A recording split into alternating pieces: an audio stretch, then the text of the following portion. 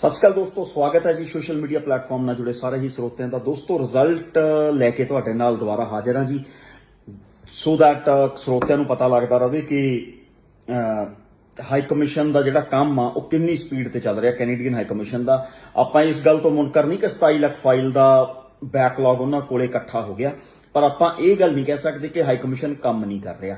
ਠੀਕ ਆ, ਕੁਝ ਕੰਮਾਂ ਦੇ ਵਿੱਚ ਕੁਝ ਕੇਸਿਸ ਨੂੰ ਲੈ ਕੇ ਦੇਰੀ ਵੀ ਚੱਲ ਰਹੀ ਆ। ਕੁਝ ਕੇਸ ਜਿਹੜੇ ਪੁਰਾਣੇ ਲੱਗੇ ਹੋਏ ਸੀ ਉਹਨਾਂ ਨੂੰ ਹਜੇ ਰਿਜ਼ਲਟ ਨਹੀਂ ਮਿਲਿਆ ਤੇ ਨਵੇਂ ਲੱਗਿਆਂ ਨੂੰ ਰਿਜ਼ਲਟ ਜਲਦੀ ਮਿਲ ਗਿਆ। ਉਹ ਕੁਝ ਕੁ ਡਿਸਟਰਬੈਂਸ ਹਜੇ ਹਾਈ ਕਮਿਸ਼ਨ ਦੇ ਵਿੱਚ ਚੱਲਦੀ ਆ। ਉਹ ਜਿੱਥੇ ਇੰਨਾ ਜ਼ਿਆਦਾ ਕੰਮ ਹੋਵੇ ਉੱਥੇ ਥੋੜੀ ਬਹੁਤੀ ਉੱਪਰ ਥੱਲੇ ਹੋ ਜਾਣਾ, ਇਹ ਇੱਕ ਇਸ ਚੀਜ਼ ਨੂੰ ਆਪਾਂ ਇੰਨੀ ਕੁ ਪੋਸੀਬਿਲਿਟੀ ਲੈ ਕੇ ਚੱਲਣੀ ਬਣਦੀ ਵੀ ਆ। ਪਰ ਜੇ ਆਪਾਂ ਇਸ ਤਰੀਕੇ ਦੀ ਗੱਲਾਂ ਨੂੰ ਹਾਈਲਾਈਟ ਕਰਨ ਲੱਗ ਜਾਈਏ ਕਿ ਹਾਈ ਕਮਿਸ਼ਨ 'ਚ ਕੰਮ ਹੀ ਨਹੀਂ ਹੋ ਰਿਹਾ, ਤਾਂ ਮੈਂ ਸਿਰਫ ਤੁਹਾਨੂੰ ਦਿਖਾਉਣਾ ਚਾਹੁੰਦਾ ਦੋਸਤੋ, ਆ 2 ਦਿਨ ਦੀਆਂ ਪੀਪੀਆਰਸ ਨੇ ਸਿਰਫ ਓਪਨ ਵਰਕ ਪਰਮਿਟ ਦੀਆਂ।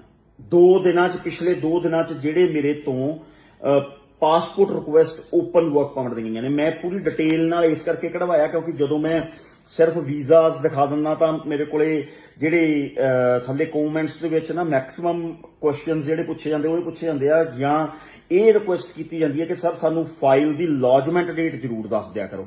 ਸੋ ਮੈਂ ਉਹਦੇ ਤੇ ਜ਼ਿਆਦਾ ਜ਼ੋਰ ਦਊਂਗਾ। ਬਾਕੀ ਜਿਹੜੇ ਤੁਸੀਂ ਦੇਖ ਸਕਦੇ ਹੋ ਕਿ ਇਹ ਜਿੰਨੀਆਂ ਵੀ ਪੀਪੀਆਰਸ ਨੇ, ਇਹ ਪਾਸਪੋਰਟ ਰਿਕੁਐਸਟ ਪਿਛਲੇ 2 ਦਿਨਾਂ ਦੇ ਵਿੱਚ ਆਈਆਂ ਹੋਈਆਂ ਨੇ। ਆ ਜੁਲਾਈ 29 ਦੀ ਪਾਸਪੋਰਟ ਰਿਕੁਐਸਟ ਹੈ ਜੀ, ਠੀਕ ਹੈ ਜੀ। ਵਿੱਚੋਂ ਮੈਂ ਦਿਖਾ ਦਿੰਦਾ ਥੋੜੀਆਂ ਜਿਹੀਆਂ। ਆ ਜੁਲਾਈ 28 ਦੀ ਪਾਸਪੋਰਟ ਰਿਕੁਐਸਟ ਹੈ ਜੀ। ਸੋ ਇਹ ਸਾਰੀਆਂ ਪਾਸਪੋਰਟ ਰਿਕੁਐਸਟਾਂ ਪਿਛਲੇ 2 ਦਿਨਾਂ ਦੇ ਵਿੱਚ ਆਈਆਂ। ਪਰ ਆਪਾਂ ਜਿਹੜਾ ਮੇਨ ਮੁੱਦੇ ਤੇ ਗੱਲ ਕਰਨੀ ਆ ਉਹ ਇਹ ਆ ਕਿ ਜੇ ਮੈਂ ਸਾਹਿਲ ਦੀ ਗੱਲ ਕਰਾਂ ਤਾਂ ਇਹਦੀ 3 ਮਾਰਚ 2022 ਨੂੰ ਜੀ ਫਾਈਲ ਲਾਂਚ ਕੀਤੀ ਸੀ ਅਸੀਂ। ਉਸ ਤੋਂ ਬਾਅਦ ਮੈਡੀਕਲ ਰਿਕੁਐਸਟ ਆਈ ਆ। ਮੈਡੀਕਲ ਰਿਕੁਐਸਟ ਤੋਂ ਬਾਅਦ ਇਹਨਾਂ ਦਾ ਪਾਸਪੋਰਟ ਵੀਜ਼ਾ ਆਫਿਸਰ ਨੇ ਮੰਗ ਲਿਆ ਸਟੈਂਪਿੰਗ ਦੇ ਲਈ। ਮਨਪ੍ਰੀਤ ਸਿੰਘ ਦੀ 17 ਦਸੰਬਰ 2020 ਦੀ ਫਾਈਲ ਲੱਗੀ ਹੋਈ ਸੀ ਜੀ, ਮਤਲਬ 20 ਦੀ ਫਾਈਲ ਲੱਗੀ ਹੋਈ ਸੀ 17 ਦਸੰਬਰ ਦੀ, ਇਹਨਾਂ ਦਾ ਵੀ ਪਾਸਪੋਰਟ ਰਿਕੁਐਸਟ ਆ ਗਿਆ। ਸਤਵਿੰਦਰ ਸਿੰਘ ਦੀ ਫਾਈਲ 23 ਮਾਰਚ 2022 ਨੂੰ ਲੱਗੀ ਜੀ। ਇਸ ਸਾਲ ਦੇ ਮਾਰਚ ਮਹੀਨੇ ਦੀ 23 ਤਰੀਕ ਨੂੰ ਫਾਈਲ ਲੱਗੀ ਸੀ, ਪਾਸਪੋਰਟ ਮੰਗ ਲਿਆ ਜੀ। ਜਗਦੇਵ ਸਿੰਘ ਦੀ 18 ਅਕਤੂਬਰ 2021 ਨੂੰ ਫਾਈਲ ਲੱਗੀ ਸੀ, ਮੰਗ ਲਿਆ ਜੀ ਇਹਨਾਂ ਤੋਂ ਪਾਸਪੋਰਟ। ਜੋਬਨਜੀਤ ਸਿੰਘ ਦੀ 1 ਦਸੰਬਰ 2021 ਨੂੰ ਫਾਈਲ ਲੱਗੀ ਸੀ। ਨਰਿੰਦਰਪਾਲ ਦੀ 18 ਫਰਵਰੀ 2021 ਨੂੰ ਫਾਈਲ ਲੱਗੀ ਸੀ, ਤਕਰੀਬਨ 1.5 ਸਾਲ ਬਾਅਦ ਇਹਨਾਂ ਦਾ ਪਾਸਪੋਰਟ ਮੰਗਿਆ ਜੀ। ਅਮਨਦੀਪ ਸਿੰਘ ਬਰਾੜ 1 ਜਨਵਰੀ 2022 ਨੂੰ ਫਾਈਲ ਲੱਗੀ ਸੀ। ਜਗਸੀਰ ਸਿੰਘ ਹੋਣਾ ਦੀ 24 ਦਸੰਬਰ 2021 ਨੂੰ ਫਾਈਲ ਲੱਗੀ ਸੀ। ਸੁਖਪ੍ਰੀਤ ਸਿੰਘ ਦੀ 26 ਜਨਵਰੀ 2022 ਨੂੰ ਲੱਗੀ ਸੀ। ਹਰਜੋਤ ਸਿੰਘ ਦੀ 15 ਫਰਵਰੀ 2022 ਨੂੰ ਲੱਗੀ ਸੀ ਜੀ। ਕੁਲਵੀਰ ਸਿੰਘ ਦੀ 27 ਅਕਤੂਬਰ 2021 ਨੂੰ ਫਾਈਲ ਹਾਈ ਕਮਿਸ਼ਨ ਗਈ ਸੀ। ਜਸਪਾਲ ਸਿੰਘ ਖੋਖਰ ਦੀ 18 ਨਵੰਬਰ 2021 ਨੂੰ ਹਾਈ ਕਮਿਸ਼ਨ 'ਚ ਫਾਈਲ ਗਈ ਸੀ। ਸੋ ਇਹਨਾਂ ਇਹ 34 ਪਾਸਪੋਰਟ ਰਿਕੁਐਸਟ ਪਿਛਲੇ 2 ਦਿਨਾਂ ਦੇ ਵਿੱਚ ਆਈਆਂ ਨੇ ਦੋਸਤੋ।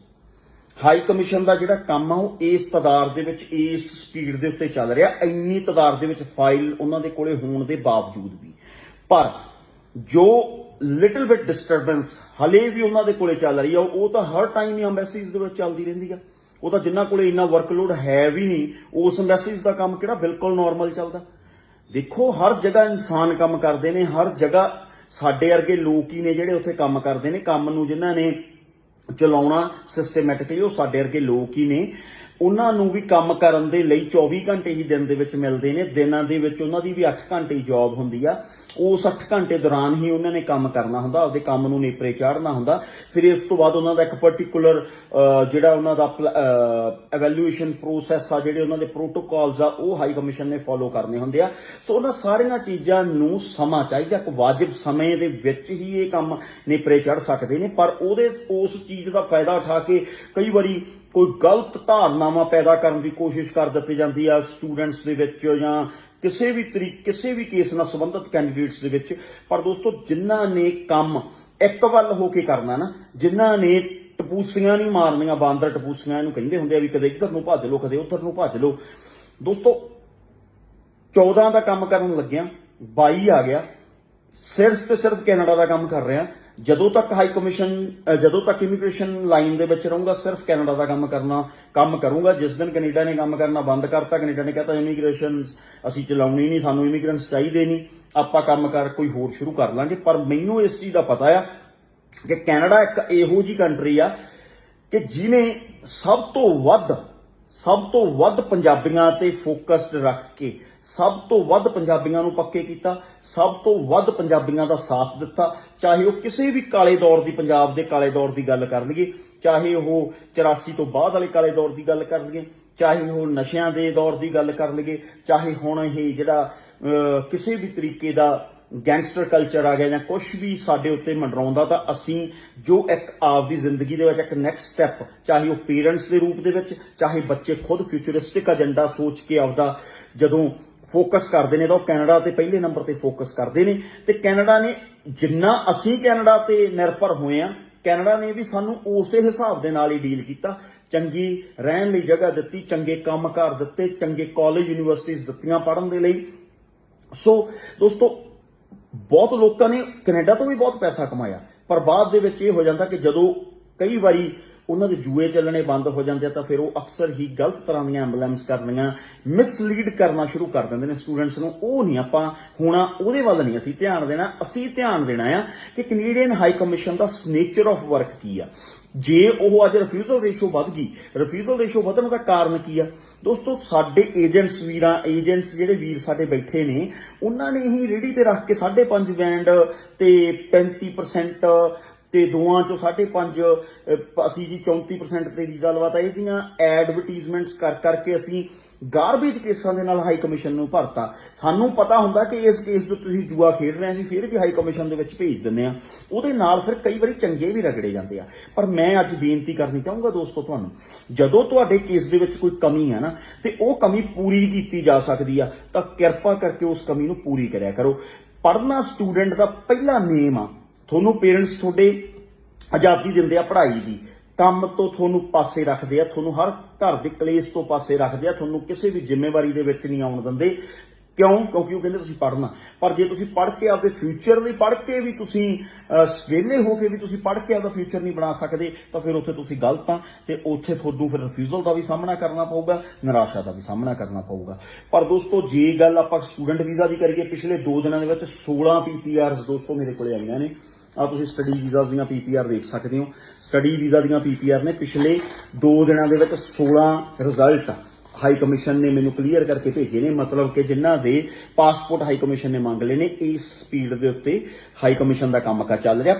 34 PPRs ਓਪਨ ਵਰਕ ਪਰਮਿਟ ਦੀਆਂ, 16 PPRs ਸਟੂਡੈਂਟ ਵੀਜ਼ਾ ਦੀਆਂ, ਜਿਹਦੇ ਵਿੱਚ ਨਵਨੀਤ ਕੌਰ ਦੀ 10/5/22 ਨੂੰ ਫਾਈਲ ਲੱਗੀ ਸੀ, ਵਰੁਣਦੀਪ ਦੀ 13/5/22 ਨੂੰ ਫਾਈਲ ਲੱਗੀ ਸੀ, ਜੈਵਿੰਦਰ ਦੀ 17/2/22 ਨੂੰ ਫਾਈਲ ਲੱਗੀ ਸੀ, ਹਰਪ੍ਰੀਤ ਕੌਰ ਗਿੱਲ ਦੀ 12/5/22 ਨੂੰ ਫਾਈਲ ਲੱਗੀ ਸੀ, ਪਵਨਦੀਪ ਸਿੰਘ ਦੀ 13/5/22 ਨੂੰ ਫਾਈਲ ਲੱਗੀ ਸੀ, ਹਰਪ੍ਰੀਤ ਕੌਰ ਦੀ 14/5/22 ਨੂੰ ਫਾਈਲ ਲੱਗੀ ਸੀ, ਗੁਰਪ੍ਰੀਤ ਸਿੰਘ ਹੋਣਾ ਦੀ 21/4/22 ਨੂੰ ਫਾਈਲ ਲੱਗੀ ਸੀ, ਕਿਰਨਪ੍ਰੀਤ ਕੌਰ ਦੀ 25/4/22 ਨੂੰ ਫਾਈਲ ਲੱਗੀ ਸੀ। ਇਹ ਦੋਸਤੋ ਉਹ PPRs ਨੇ ਜਿਹੜੀਆਂ ਪਿਛਲੇ 2 ਦਿਨਾਂ ਦੇ ਵਿੱਚ ਸਾਨੂੰ ਰਿਸੀਵ ਹੋਈਆਂ ਨੇ ਓਪਨ ਵਰਕ ਪਰਮਿਟ ਤੇ ਸਟੂਡੈਂਟ ਵੀਜ਼ਾ ਦੀਆਂ।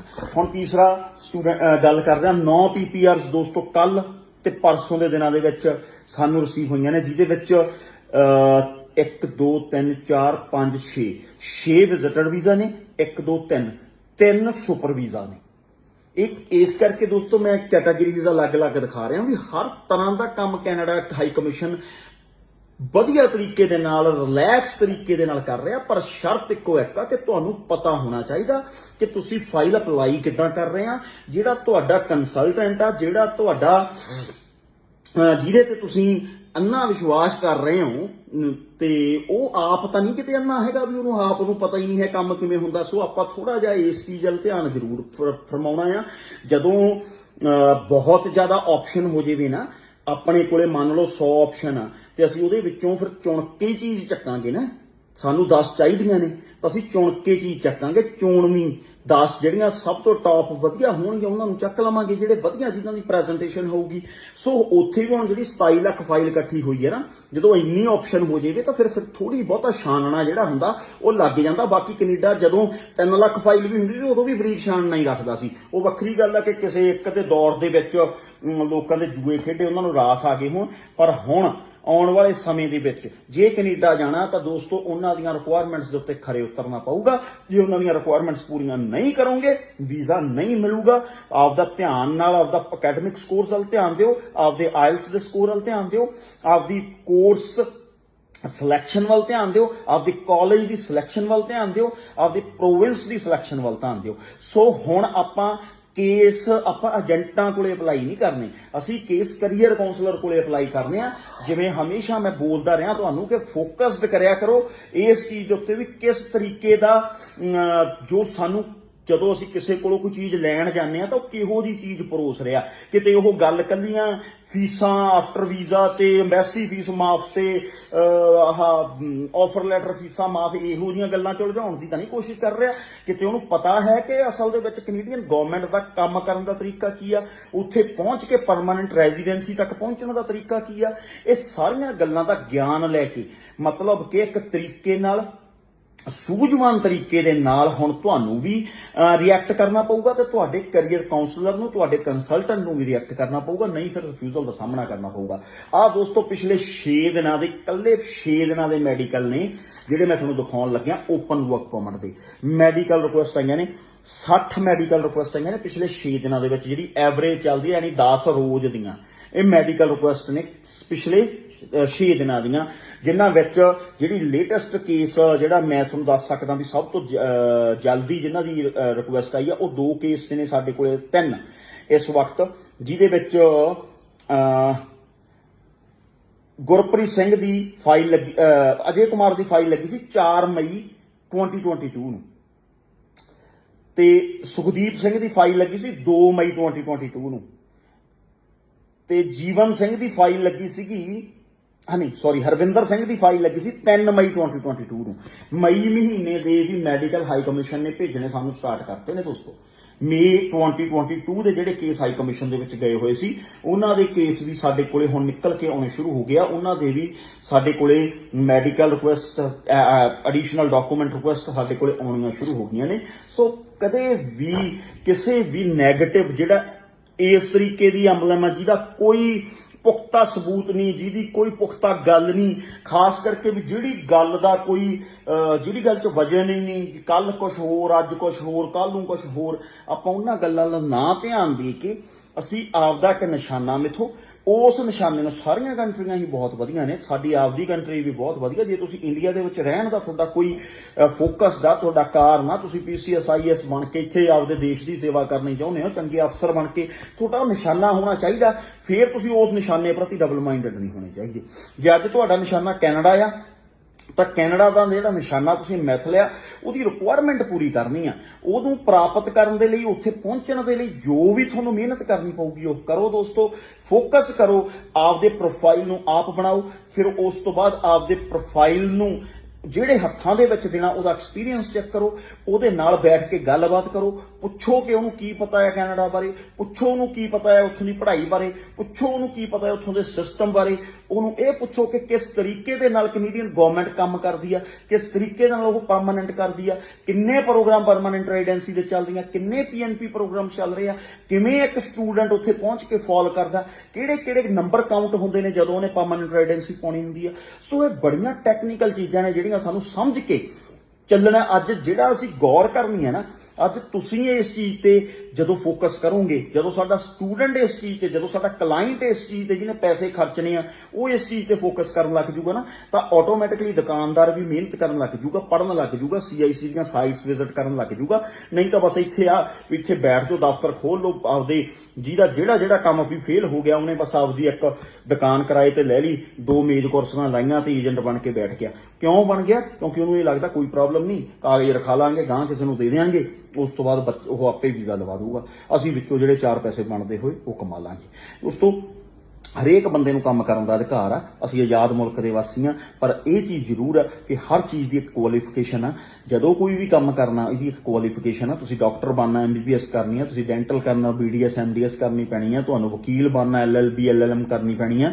ਉਵੇਂ ਹੀ ਇੱਕ ਸਾਡੀ ਇਹਦੀ ਵੀ ਇੱਕ ਕੁਆਲੀਫਿਕੇਸ਼ਨ ਹੋਣੀ ਚਾਹੀਦੀ ਹੈ। ਵੱਖਰੀ ਗੱਲ ਆ ਕਿ ਸਾਨੂੰ ਕੋਈ ਇਹਦੇ ਤੇ ਸਰਟੀਫਿਕੇਸ਼ਨ ਦੀ ਲੋੜ ਨਹੀਂ ਹੈ, ਸਾਨੂੰ ਇੱਕ ਪੜ੍ਹ ਕੇ ਕਿਸੇ ਅਕੈਡਮਿਕ ਸਰਟੀਫਿਕੇਸ਼ਨ ਦੀ ਲੋੜ ਨਹੀਂ ਹੈ, ਪਰ ਕੱਲੇ ਸਰਟੀਫਿਕੇਟ ਤੋਂ ਜੇ ਨਾ ਮਜਬੂਰੀ ਨਹੀਂ ਕੋਈ ਗਵਰਨਮੈਂਟ ਨੇ ਰੱਖੀ ਹੋਈ, ਚਲੋ ਕੈਨੇਡੀਅਨ ਗਵਰਨਮੈਂਟ ਨੇ ਤਾਂ ਰੱਖੀ ਹੋਈ ਆ, ਉੱਥੇ ਤੁਹਾਨੂੰ ICCRC ਕਲੀਅਰ ਕਰਨ ਦੇ ਲਈ ਹੁਣ 2 ਸਾਲ ਪੜ੍ਹਨਾ ਪੈਂਦਾ, 2 ਸਾਲ ਪ੍ਰੋਪਰ ਕੈਨੇਡਾ ਦਾ ਲਾਅ ਪੜ੍ਹਨਾ ਪੈਂਦਾ। ਉਸ ਤੋਂ ਬਾਅਦ 8777 ਬੈਂਡ ਸਕੋਰ ਲੈ ਕੇ ਫਿਰ ਤੁਹਾਨੂੰ ਉਹ ਸਿਸਿਕ ਦਾ ਲਾਇਸੈਂਸ ICCRC ਦਾ ਲਾਇਸੈਂਸ ਦਿੰਦੇ ਆ, ਫਿਰ ਤੁਸੀਂ ਕਾਬਲ ਬਣਦੇ ਹੋ ਕਿ ਕੈਨੇਡਾ ਦੇ ਵਿੱਚ ਆਫਿਸ ਖੋਲ ਕੇ ਤੁਸੀਂ ਉੱਥੇ ਕੋਈ ਸਲਾਹ ਦੇ ਸਕੋ, ਕੋਈ ਮਸ਼ਵਰਾ ਦੇ ਸਕੋ।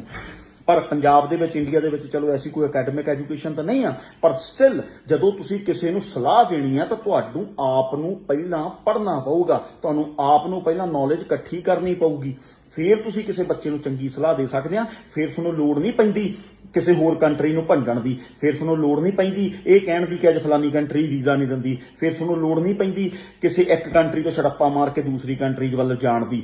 ਤੁਹਾਨੂੰ ਇੱਕ ਵੱਲ ਹੋ ਕੇ ਤੁਸੀਂ ਇੱਕ ਸਿਹਤ ਨੂੰ ਦਿਮਾਗ ਦੇ ਵਿੱਚ ਰੱਖ ਕੇ ਕੰਮ ਕਰਦੇ ਰਹਿੰਦੇ ਆ, ਕਿਉਂਕਿ ਤੁਹਾਨੂੰ ਪਤਾ ਹੁੰਦਾ ਤੁਸੀਂ ਉੱਥੋਂ ਦੀਆਂ ਬਰੀਕੀਆਂ, ਉੱਥੋਂ ਦੇ ਉਸ ਕੰਟਰੀ ਦੇ ਹਰ ਤਰ੍ਹਾਂ ਦੇ ਲੂਪ ਹੋਲਸ, ਤੁਸੀਂ ਉਸ ਹਰ ਕੰਟਰੀ ਦੇ ਕੰਮ ਕਰਨ ਦੇ ਤਰੀਕੇ ਨੂੰ ਜਦੋਂ ਸਮਝ ਜਾਂਦੇ ਆ ਤਾਂ ਤੁਹਾਨੂੰ ਇਹ ਵੀ ਪਤਾ ਲੱਗ ਜਾਂਦਾ ਕਿ ਉਸ ਤਰੀਕੇ ਦੇ ਵਿੱਚ ਅਸੀਂ ਫਿੱਟ ਕਿੱਦਾਂ ਹੋਣਾ। ਸੋ ਦੋਸਤੋ, ਇੰਨਾ ਕਹਿੰਦਾ ਮੈਂ ਖਿਮਾ ਦਾ ਜੱਜ ਤਾਂ ਪੋਜ਼ਿਟਿਵ ਐਟੀਟਿਊਡ ਬਣਾ ਕੇ ਰੱਖੋ, ਚੰਗਾ ਪੜ੍ਹੋ, ਚੰਗੇ ਨੰਬਰ ਲਓ, ਚੰਗੇ ਏਜੰਟ ਕੋਲੇ ਜਾ ਕੇ ਕੇਸ ਲਵਾਓ ਤਾਂ ਜੋ ਤੁਹਾਡਾ ਜਿਹੜਾ ਸੁਪਨਾ ਕੈਨੇਡਾ ਜਾ ਕੇ ਪੱਕੇ ਹੋਣ ਦਾ ਉਹ ਪੂਰਾ ਹੋ ਸਕੇ। ਦੋਸਤੋ, ਸਾਡੀ ਇਹ ਹਮੇਸ਼ਾ ਕੋਸ਼ਿਸ਼ ਰਹੂਗੀ ਕਿ ਆਇਲਸ ਤੋਂ ਲੈ ਕੇ ਪਰਮਨੈਂਟ ਰੈਜ਼ੀਡੈਂਸੀ ਤੱਕ, ਤੁਹਾਡੇ ਸਪਾਊਸ ਦੇ ਓਪਨ ਵਰਕ ਪਰਮਿਟ ਤੋਂ ਲੈ ਕੇ ਤੁਹਾਡੇ ਵੀਜ਼ਾ ਐਕਸਟੈਂਸ਼ਨਸ, ਤੁਹਾਡੇ ਸੁਪਰ ਵੀਜ਼ਾ ਐਕਸਟੈਂਸ਼ਨਸ, ਤੁਹਾਡੇ ਪੇਰੈਂਟਸ ਦੇ ਵਿਜ਼ਟਰ ਵੀਜ਼ਾਸ, ਤੁਹਾਡੇ ਪੇਰੈਂਟਸ ਦੇ ਸੁਪਰ ਵੀਜ਼ਾਸ, ਤੁਹਾਡੇ ਸਪਾਊਸ ਡਿਪੈਂਡੈਂਟ ਵੀਜ਼ਾਸ, ਕਿਸੇ ਵੀ ਤਰੀਕੇ ਦੀ ਸਰਵਿਸ ਦੇਣ ਲਈ ਇੰਡੀਆ ਤੋਂ ਲੈ ਕੇ ਕੈਨੇਡਾ ਤੱਕ ਆਫਿਸ ਕੰਪਨੀ ਖੋਲ ਚੁੱਕੀ ਆ।